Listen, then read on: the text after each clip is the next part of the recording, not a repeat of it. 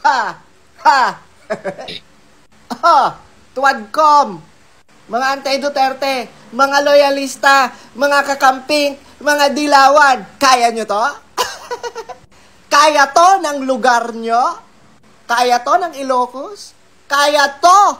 Kaya ba to ng Tacloban? Kaya ba to ng Leyte?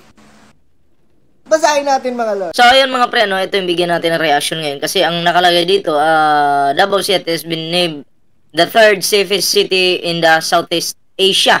Ayan yun yung nakalagay dyan. So, ipopost talaga nila na pinaka-safe daw talaga dyan sa Davao. Oo.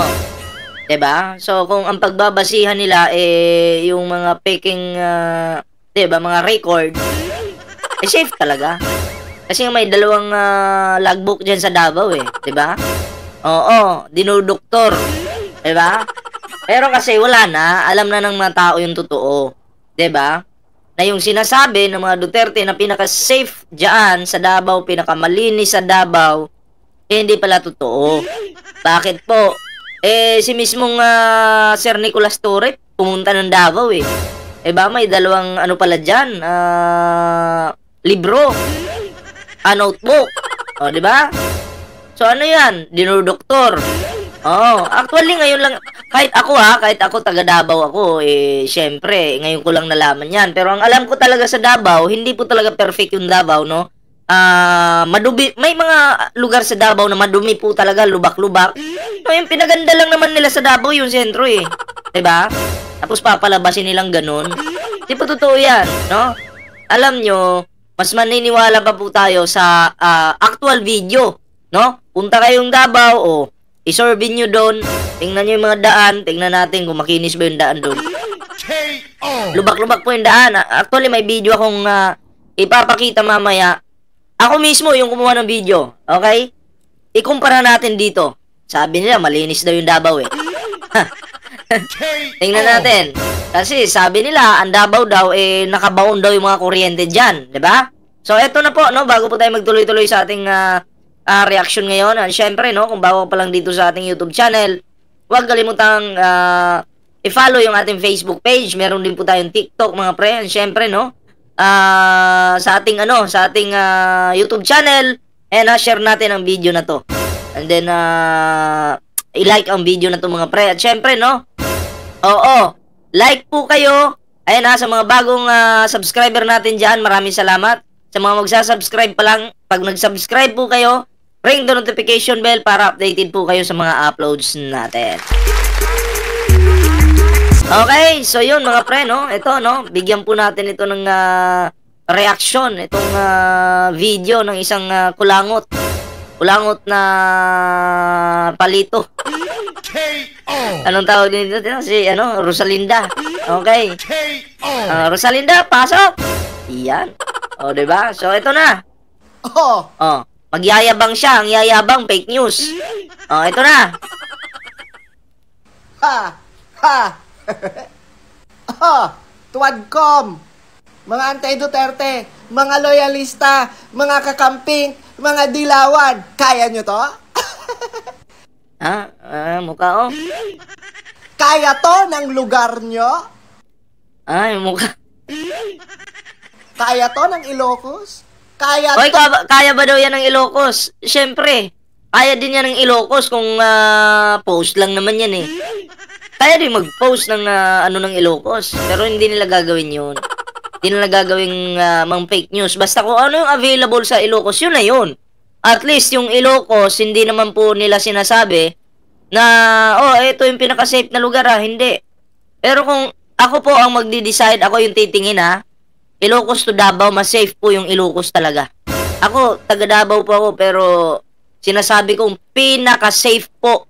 Kung ikukumpara yung dalawang lugar Ilocos to Davao, mas safe po ang Ilocos Norte. Diba? Totoo po yan.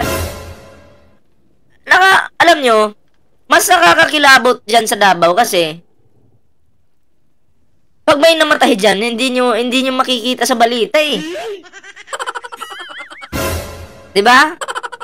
Hindi nyo makikita sa balita. Lahat ng mga kriminal dyan nagtatago sa Davao. Diba? Lahat ng mga nagtutulak, marami dyan. Pulburon, marami dyan. Si Maruhas na ngayon nagsabi na may pagawaan dyan Diba? Siyempre, pag ang amo nyo dyan sa Davao ay may protector, pag ang amo protector, ang gagawin niya sa lugar niya, papabanguhin niya yan. Oy, kailangan mabango tayo sa media. Kailangan malinis tayo sa media kahit dugyot yung lugar natin. Ganun yun. Hindi po ako galit sa mga Davaoenyo, hindi po. Doon lang po tayo sa reality. Yung katotohanan lang po tayo. Huwag na po natin pagtakpan kung ano yung totoo. Magpakatotoo na po tayo. Alam nyo, kung hindi po natin ito ilalabas, yung katotohanan, mananatili pong bulok ang Davao, promise. Alam nyo, nang dahil sa naging presidente si Digong, napag-iwanan po tayo. Naging bulok po yung Pilipinas. Kasi si Digong, hindi naman nakapokus sa trabaho, hindi naman nakapokus sa pag-unlad ng ating bansa. Bagkus yung ekonomiya po natin ay bumagsak po talaga. Diba? Wala tayong pag-asa pag ganun. Kung sasabihin yung galit ako kay Digong, bilang isang Pilipino, dahil pabaya siya sa ating bansa, muntik na tayong ibigay sa mga tsikwa, oo. Diba? Gawin nga tayong province of China. Payag ba kayo? Pilipino tayo, gag. Maging province of China? Hindi pwede yun. Diba? So, ito na, pakinggan natin yung sasabihin ng kulangot na bakletang to. Kasi, Rosalinda. K.O. Kaya ba to ng Tacloban? Kaya ba to ng Leyte? Basahin natin, mga lords. Davao City has been named. Ay! Bago magtuloy-tuloy yan, shoutout muna sa mga viewers ko na taga Davao, Kung kayo po yung tatanungin, i-comment nyo po sa comment section, Kung kayo po yung tatanungin, kasi nandyan kayo sa Davao, Diba? Ako kasi, may video akong ipapakita mamaya, okay?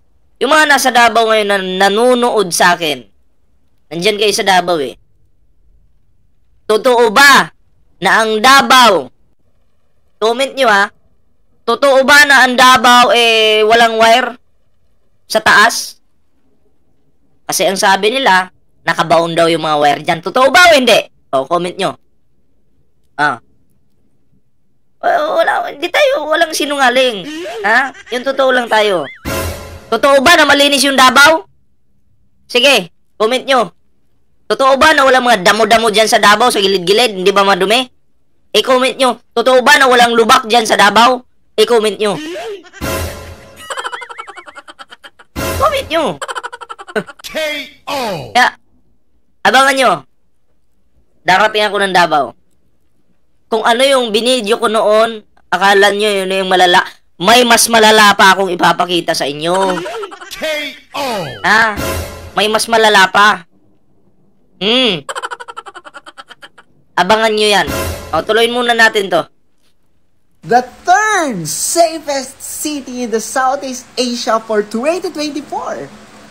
Boasting a 72.5 safety index according to the latest Numbeo Safety Index.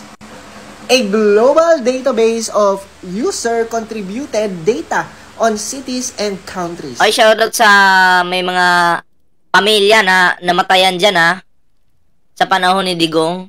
Kasi uso yung patayan dyan sa panahon ni Digong sa kanyang war on drugs. Shoutout po sa inyo kasi pinaka-safe pala yung lugar sa Davao Kaya nga lang, mukhang daming namatay dyan. Kaya nga lang, di binalita. K.O. Shoutout po sa pamilyang namatayan pinapalabas kasi ng kalaban na pinaka-safe daw dyan sa lugar nyo. K.O. This recognition reflects the city's consistent effort to prioritize safety and security, earning it a reputation as a regional beacon of peace and order. Sana So yun na yun. Nabasa mo, maniniwala ka. Sa bagay, depender ka ng mga Duterte eh. May makita ka lang post na isa yung like, dalawa yung like. Ilan ba yung like nito? Binisita ko po yung post, isa, dalawa, lima. Lima lang yung nagla-like. So ibig sabihin, wala pong nagtitiwala sa page na yan. Oh, kasi isa, dalawa, tatlo, 10 yung nagla-like. Tapos ibabalita mo pa. I-upload mo pa sa TikTok mo. Oh. Ibig sabihin, walang nagtitiwala. KO! Diba? Oh, tuloy. Yan ang hindi nyo kaya. Uy, mga taga Ilocos, oh, hindi daw natin kaya yun, oh. Niyayabang yung lugar nilang ano, oh. Diba? Binaboy ng kanilang amo. Totoo naman. Yung Davao, binaboy ng amo nyo. Oh, ay bakit yung baha ngayon dyan? Oh, diba nung nakaraang mga buwan dyan, nakaraang taon, naging West Philippine Sea dyan? Kawawa nga yung mga Dabawin nyo eh. Nagtitiis na lang sa ano eh. Diba? Titiis sa lamig. Kasi yung lugar nila palaging baha. Oh. Kaya ngayon yung tanong eh, may 51 billion naman dyan. Nasa na? Oh. Hindi ba nai-apply dun sa ano? Sa mga kalsada? Grabe, laking pera nun. Oh. Tuloy. Yan ang hindi nyo kaya. Kaya anong sira nyo sa Davao City? Hindi nyo mahila pababa. Uy, unang-una, ako, bakit ko sisiraan yung lugar ko? Hindi po kami naninira. Sadyang yun yung Davao. Hindi kami dagdag bawas ng kwento. Kung ano yung nakikita namin, yun na yung kinukwento namin. Diba? Walang naninira sa Davao. Sadyang ang namumuno dyan sa Davao, inayaang masira yung Davao. Diba? Alam nyo, ang ganda ng pangalan ni Davao eh. Pero pagpapasukin mo, hanggang pangalan lang pala. KO! Hindi matapos-tapos na baha. Yung baha naman, hindi naman kasi kayang pigilan yan eh. Pero at least sana, may pagbabago ba? Eh wala! Palala po ng palala. Tapos kung titingnan mo yung sa kalsada, nagmamaneho ka ng sasakyan, tingnan mo yung gilid. Nako, ang tataas po ng, ano ba yung tawag doon? Carabao grass? Parang Carabao grass yun eh. Diba? Pinabayaan. Oh. Tapos yung wire dun sa Davao, spaghetti talaga eh. Hindi naman po sana natin yung papansinin eh. Yung mga spaghetti wires na yan eh. Eh kaya nga lang, may isang mayabang na mga vlogger-vloggera na sinasabi nila, ang buong Davao daw po, ang buong Davao daw ay nakabaon daw yung kuryente. Ay yung mga wire. Diba? So fake news yun. Pero meron po talaga dun sa Davao, isang lugar dun sa Davao na wala pang 1 kilometro, nakabaon talaga yung lupa doon. Ay, yung mga kuryente doon. Yun lang. Wala pang 1 kilometro. Diba? Pero overall, kung titingnan mo, 1% lang yun. Wala pang 1% eh. 99% mahigit, spaghetti po yung wire. Yun na yung pinupokus nila. Ikutin nyo ngayon yung buong Davao. Oh, tingnan natin. Kung talaga bang totoo yung mga sinasabi nila. Oh, di ba? Oh, tuloy natin. Resulta kasi mga chong. Paano yan? Most progressive, most safest city. Pinakamalinis pa na city. Tapos? Hindi makarelate ang bako-bako na kalsada dun sa Leyte at hindi makarelate ang dugyot na palengke sa Leyte. Nilait.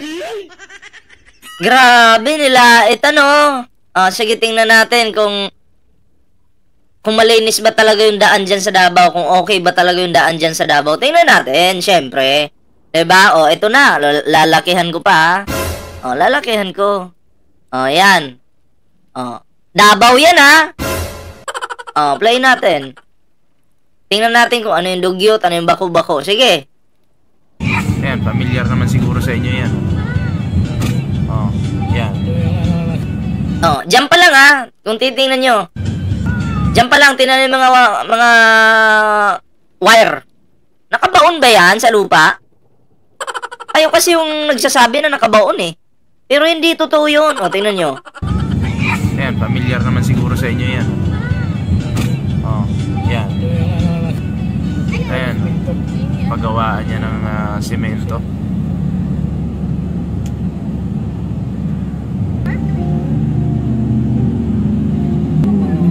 Ayan ha. Huwag yung sabihing Amerika yan. Hindi po yan Amerika. KO. Yan guys, so lubak-lubak oh. Ito na yung lubak-lubak. Ano yan? Nilalait mo yung Ilocos tapos sa Davao may lubak-lubak din pala? KO. Ano? Lubak-lubak yung kalsada oh. Oh, kita niyo yan? Grabe makapanlait pero tingnan mo naman yung Davao. Oh. Oh? Diba? Hindi mapaayos ni Digong oh. Oh. Ay, grabing kalsada yan, oh. KO. Ano yan? Ganyan ba yung... Yan ba yung pinagmamalaki ng kulangon tabak lang Rosalinda na yan? Ano to? Pakisagot nga, Rosalinda. Oy! KO. Ano to? Diba?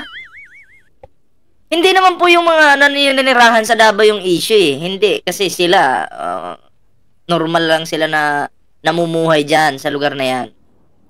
Yung issue dyan, yung lugar at yung namumuno. Diba? Tagal lang yan, oh. Ang tagal na po niyan. Siguro, may 8 years na siguro yan, pero hinayaan lang na ganun. Hinayaan lang na sira yung kalsada. Kala ko ba malinis? Diyan pa lang sa pagiging lubak-lubak ng daan, ang pangit tingnan. Diba? Oh. Ayan, kaya magtatanong ka na lang minsan, saan na yung pera, yung budget? Nasaan na? Ba't sira-sira pa rin yung daan dito? Yan, grabe lubak yan oh, dami oh. Ay, Digong. Ano to? Ano to? Grabe. Ang linis nga ng Davao talaga.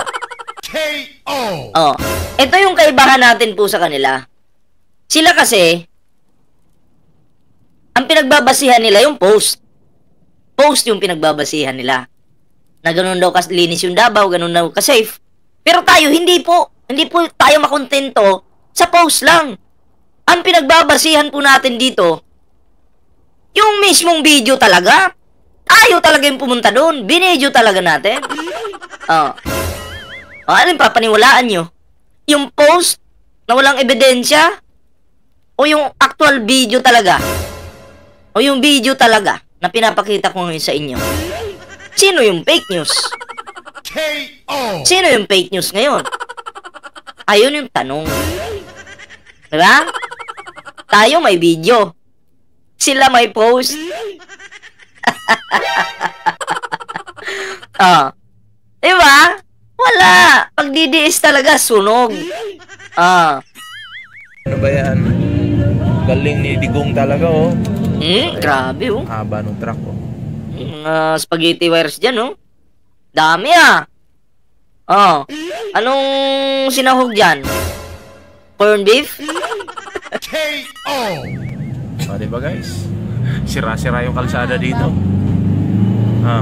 Partida ha. Ito, short video lang kasi to eh. May na-videohan pa ako dyan ha. Ano? Mga damo sa gilid. Ang dumi talaga. Pero yun lang muna yung ating ipapakita sa video na yan. Okay, back tayo kay, kaya Rosalinda. Safe daw yung Davao eh. Sunog na naman. Ang pinagbabasihan niya kasi, itong Sunstar Davao, kung bibisitahin niyo po, yung page na yan, yung mga nagla-like dyan, 1, 10, 5, pinakamataas na ngayon 10 eh. Oh. So, ibig sabihin po, walang nagtitiwala sa page na yan. Wala. Diba? So, bakit kayo maniniwala dyan? Oh, at least tayo may video.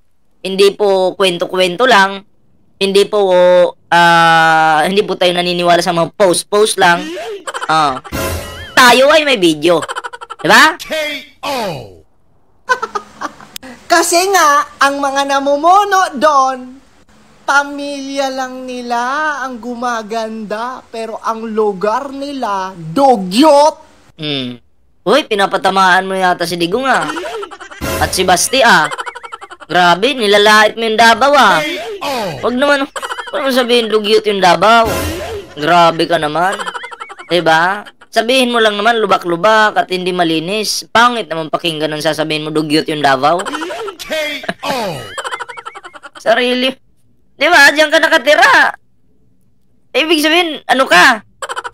Bagay, dutae ka. Ano pa bang aasahan natin sa mga dutae? Unang-una, mga dugyot. Mga hampas lupang patay gutom. Sila po yun. Diba? Wala kayo sa Davao. Diba? Wala pang utang ang Davao. Kaya... Walang utang yung Davao. Asan yung 51 billion? Diba? Saan napunta? Sa mabuting bulsa? Sa mabuting bulsa ba? KO. nyo, kaya kayo inggit na inggit at kaya nyo sinisiraan. Kaya nyo sinisiraan. Walang sisirain dyan dahil sira yung daan sa Davao. Totoo naman, maganda yung Davao pero sa loob lang ng kingdom ni Kibuloy. Diba? Sunog na naman yung mga DDS. Iyakan na naman sila. Ay, mga fake news kasi kayo Huwag kasi puro fake news. Doon tayo sa katotohanan. Diba? Hindi porket lugar mo na may mali na sa lugar mo pero dahil taga dyan ka, poprotektahan mo pa rin. Walang ganun. Isa pa, ang Ilocos, hindi naman nakikipagyabangan sa Davao. Diba? Hindi naman sinasabi ng Ilocos na, pinaka-safe kami dito. Walang ganun. Kayo yung nagyabang na sinasabi nyo, pinaka-safe yung Davao, hindi naman pala. Pinakamalinis yung Davao, hindi naman pala. Diba? Kami bilang isang Pilipino, may karapatan kaming questionin. Okay? Yung mga namumuno dyan, dahil hindi nila pera. Yung kanilang mga ginagasta-gasta dyan. Hinahanap nga natin kung nasan. Wala, tahimik lang po sila. Kaya good luck. Malapit na mabura yung mga Duterte sa Davao. Kasi bakit? May mga Nograles na po Diba? Bagong leader na naman yung dapat iboto. So, yun lang po muna yung ating video mga pre. Meron po tayong Facebook page dito mga pre. TikTok, kaya supportahan po natin yan. Follow nyo na po yan. Syempre, sa hindi pa po naka-subscribe sa ating YouTube channel, huwag kalimutang mag-like, share at subscribe. Share this video mga pre. Ayan and then ring the notification bell para updated po kayo sa mga uploads natin. So yun lang muna mga pre. Ingat po at kita-kits po sa susunod na video.